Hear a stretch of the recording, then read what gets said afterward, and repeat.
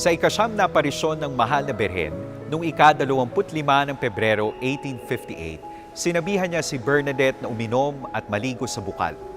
Naguluhan ang dalaga dahil walang bukal o sibol ng tubig sa lugar. Tinabig niya ang maliliit na bato, kinapa ang lupa sa kanyang paligid at may namuong maliit na bukal. Kinabukasan, umapaw ang tubig at pumatak sa bato. Sa sumunod na araw, lumaki ang sibol. Para sa mga hindi nananampalataya, matagal nang andoon ang bukal at napansin lamang ng makapa ni Bernadette. Gayunpaman, hindi matunto ni Bernadette ang sibol kung walang utos na nanggagaling sa isang banal. Hiniling ng Mahal na Birhen na magpatayo ng isang kapilya kung saan siya nagpakita at magdaos ng mga prosesyon patungo sa groto. Nagpakitang muli ang Mahal na Birhen kay Bernadette noong ika-25 ng Marso 1858 at nagpakilalang siya ang Immaculate Conception.